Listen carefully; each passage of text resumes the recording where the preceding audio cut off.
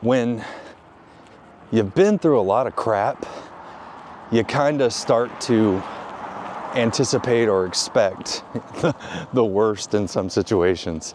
That's part of the reason that I found such difficulty finding hope, is because I'm not a naturally hopeful person based on my conditioning and based on my experiences.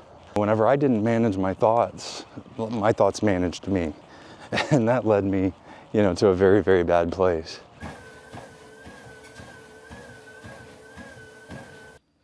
Day 72 of 75 hard.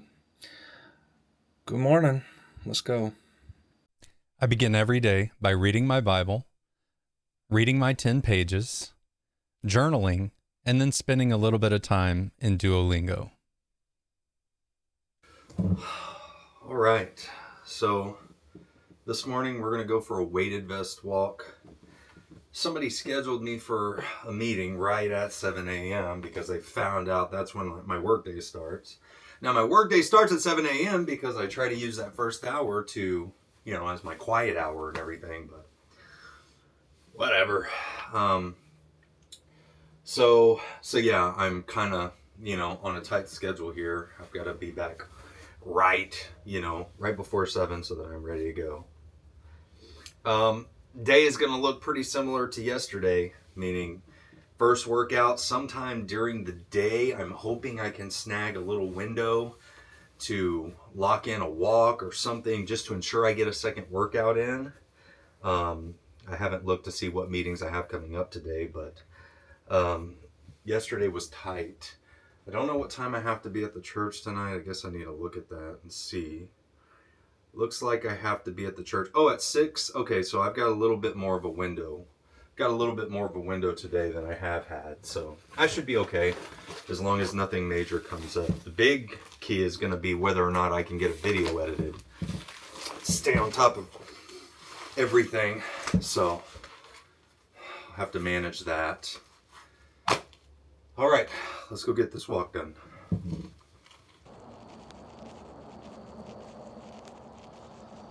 Really, really dark morning.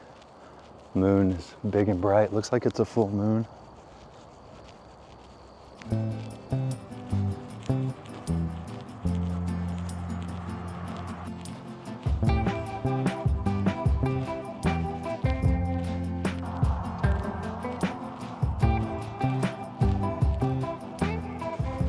So if you watched yesterday's video, you saw how my day started off with a really kind of negative note, just based on some stuff that I'm dealing with at work.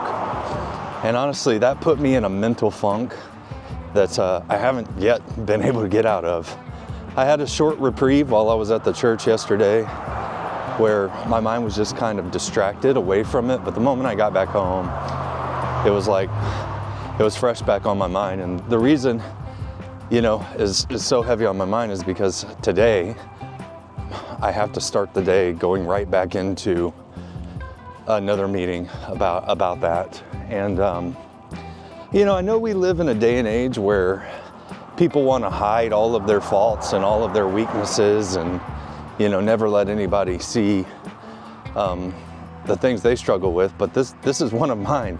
This is one of my weaknesses. And I've been thinking about it a lot. And like I say, I consider myself a realist, but at times, as I ruminate on things too long, I can even become a bit of a pessimist. And I think that a part of the reason for that is, like, when you've been through a lot of crap, you kind of start to anticipate or expect the worst in some situations. And for other people who maybe haven't been through, as much in their life, their worst day is like a Tuesday for you, and you have different worldviews based on your own experiences and everything. And for me, because I can really lean into that where I can expect the worst, that's something that I have to manage, to be optimistic, even in the face of things where I strongly believe, the outcome is not going to be positive or desirable if we pursue a certain course of action, if that makes any sense at all.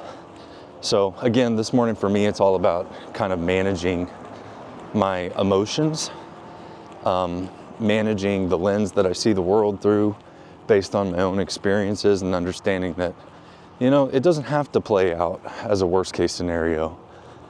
There are other possibilities, but sometimes I get so hyper focused in on something like that it just puts me into a really bad mental space. So I know that may seem ironic for somebody who, is constantly sharing the message of hope, but that's a huge part of what my struggle's always been. That's part of the reason that I found such difficulty finding hope, is because I'm not a naturally hopeful person based on my conditioning and based on my experiences. But the good news is we can do the work to become more hopeful, to become more positive, to, see the light beyond whatever darkness may come in front of us. And I'm just in a season right now where I really have to exercise and put into practice all those skills that I've learned along the way to help me get to a better mental place.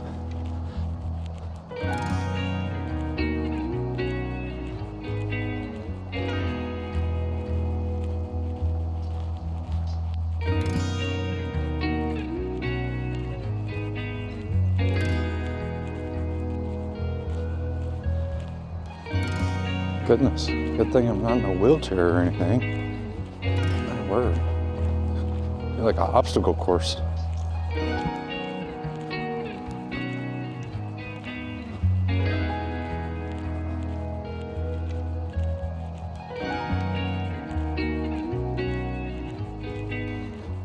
So in a nutshell, I guess what I'm trying to say is I believe that hopefulness is a skill set that you can acquire if you practice it. And it's something I really, really, really have to work on. So for instance, like right now, my thoughts, what my thoughts really want to do is they want to go to, based on my past experience and stuff, they want to go to, okay, here comes another ill-conceived, pie in the sky corporate strategy where, we're going to be expected to do, all these things with less resources, and it's not attainable. It's not something that is realistically achievable. And we'll be forced to still try to do it, and ultimately it'll fail, just like I'm telling everybody it's going to fail, right?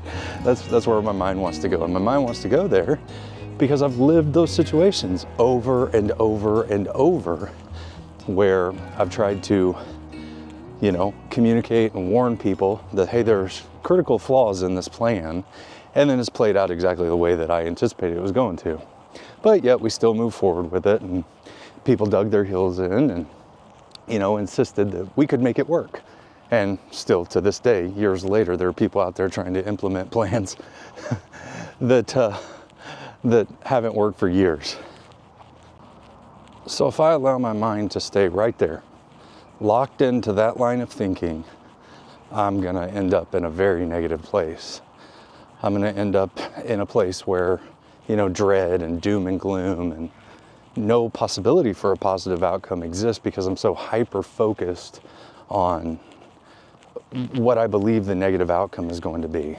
So for me, to manage that, and it's not easy, y'all. I mean, I'm struggling with it. That's what I'm telling you. But here's what I have to do to manage that, is I have to start focusing on the things that give me hope, that I know are true about the situation. So in my particular situation, one thing that I know without a doubt is the guy that I work for directly is one of the best people that I know. He's one of the smartest, he's one of the sharpest people that I know. He's well-intentioned, and he truly cares about me, and he truly cares about what we're trying to do. No doubt in my mind. He is a, like just the biggest optimist in the world. And that can oftentimes cause he and I to see the world differently. But no doubt in my mind, he has the absolute best intentions. His boss, the person that, a lot of this may be coming down from, same story. Incredibly well-intentioned, good person, genuinely good person. So right away, as I start to analyze the situation, I know I can rule out that there's anybody out there with any kind of malicious intent, that are purposely trying to set us up for failure or anything like that. These are good, smart people.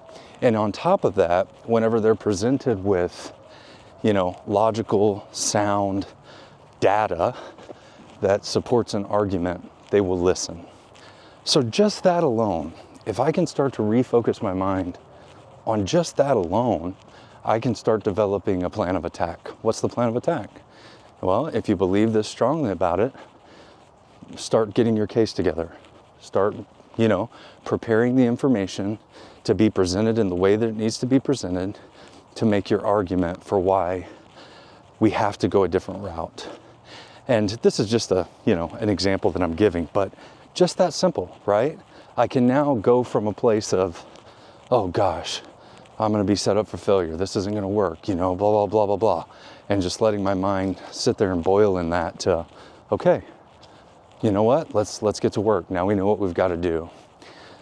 And that's just one of the methods that I use to, like I say, kind of train up hopefulness in myself and combat being in that really negative place of just doom and gloom. But again, I'm not saying it's easy, y'all. It's not. I struggled with it all day yesterday. It's going to be a struggle for me today. But that, I have to be intentful about the strategy that I employ if I'm going to be able to approach the situation in a more positive light than, I naturally may want to. And I don't know if anything I'm saying this morning will resonate with anyone. I'm just trying to share how I cope, and it all ties into mental strength and every hard challenge I take on and everything. This is the process I go through, man. I've just learned that the key to owning my life is managing my thoughts. And whenever I didn't manage my thoughts managed me. And that led me, to a very, very bad place. And we have power, over the voices that we allow to resonate in our minds. And it takes a lot of work, it takes a lot of practice, but you can change your life. You can change your day just by managing your thoughts. Like I said, it's not easy, y'all. I'm not saying it's easy at all. But it is possible. It is possible. And over time, just like anything else with practice, it becomes more second nature, Some days will be harder than others. Some situations will be harder than others. But if you practice, you'll learn that you can approach situations differently. So whatever hard thing it is you're facing today, whether it's a situation that's imposed upon you, or maybe it's something you want to go out and you want to try to improve, yourself in, just if you learn to tend that garden, and that 6-inch space between your ears, it's the only thing stopping you. That's it. The only thing stopping you from doing or being anything you want to be is those thoughts that you allow to take up residence in your mind.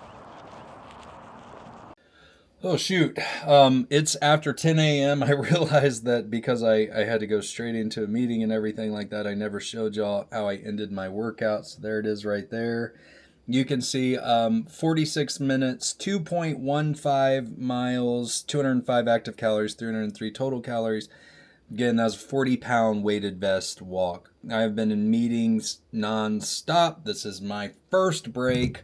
I have drank about half of my first half gallon of water, got electrolytes and creatine in here. And I think I'm going to get a little hour-long break where I can kind of go out and passively attend a meeting and get a walk in a little bit. In a couple hours from now, but other than that, I'm about to go into my next meeting. So overall, standard work day, yeah. So I don't know what else to say. So look at this. Yesterday, I was so excited because I showed that I had 190 subscribers. Today, I'm at 194. It's so weird, y'all. This YouTube thing, I stayed at like 189 for, I don't know, a couple weeks or something like that. But YouTube just picked one of my videos. Thing is like day 26, how fast can I run a 5K? And maybe it was because the title of that or something, YouTube picked up on it. But YouTube started showing it to people. And it's only got like 200 views, but out of 200 views, I think I've picked up 6 subscribers over that. And that is like both encouraging and so frustrating at the same time. It's encouraging that in just 200 views, 6 people liked what I put out enough to say they wanted to subscribe to my channel. I think that's a pretty decent ratio. You know, not everybody that clicks on a video it's going to be for them. They're not all going to like it, you know, and say, hey, I want to be part of this community, or I want to follow this person or whatever, you know. But for 6 people out of 200 views, I mean, I think that's pretty good. But then the frustrating part is like, YouTube will just stop showing it to people out of nowhere. And it's kind of like, man, if I can get 6 subscribers out of 200 views, imagine, you know, what I could get out of 20,000 views, you know, if YouTube would just keep showing it to people and putting it out to the right people. So it's both encouraging and discouraging at the same time. But to see that number go up that much in the course of 2 days, you know, it is. I've talked about it, but remember, I'm doing this in a vacuum. I really don't have any validation out there that what I feel like I'm doing or the message I'm trying to speak is resonating with anybody other than seeing this kind of stuff. This is the only thing when people comment or like or subscribe. It's the only thing that gives me any validation that, like, hey, you know, keep doing what you're doing. It means something to somebody other than yourself. So today I'm encouraged. We'll see how long YouTube will keep pushing it out. Okay, guys, it's now a little after noon. I'm actually going to break my fast because I've been still having problems with a tooth back here, and I took some pain meds, and I think I messed myself up because took them on an empty stomach, and now it's turned my stomach, and I'm going to try to eat some food to see if I can get, you know, to feeling better. Otherwise, I'm going to probably lay down for just a little bit. But here we go. I'm going to break my fast. It should be at least 16 hours. Yeah, 16 hours and 12 minutes. So didn't make it 18, but did get the at least 16. And I'm just going to break it with what I typically, you know, have been eating lately. 2 chocolate rice cakes, unsalted peanut butter, and sugar-free dark chocolate chips, and 3 little beef sticks, and a protein shake. Again, if you've watched the past couple of days, you know I did not set myself up for success in nutrition this week, so this is not the best, you know, especially these meat sticks. These are real high in fat right here, but it's what I've got today. So I'm going to try to eat this and see if I can get to feeling better. Okay, guys, it's about 3:20. Since I've got a little bit of time, I'm going to sit down and I'm going to try to edit for a bit before I jump into the second workout. I've got to be at the church by 6 tonight, which means I really need to be done editing, working out, everything by 5 o'clock. So I have time to get cleaned up, eat, and then leave. So I'm going to edit for a little bit and try to get a video out. All right, there we go. Got another one exporting right now. Fortunately, this was a shorter one today. It only came out to like 25 minutes, so editing process wasn't as long. That's perfect. It's about 3:50 now, so I can get changed and I can jump on the treadmill and I can knock out this second workout, and all the timing should be okay for today. All right, been on the treadmill for about 26 minutes now. I am in zone 2. Holding pretty steady in zone 2. I had to really crank up the incline in the beginning to get into zone 2. But now that I've settled into zone 2, I'm at about an incline of 10 and a speed of 3 and holding pretty steady there.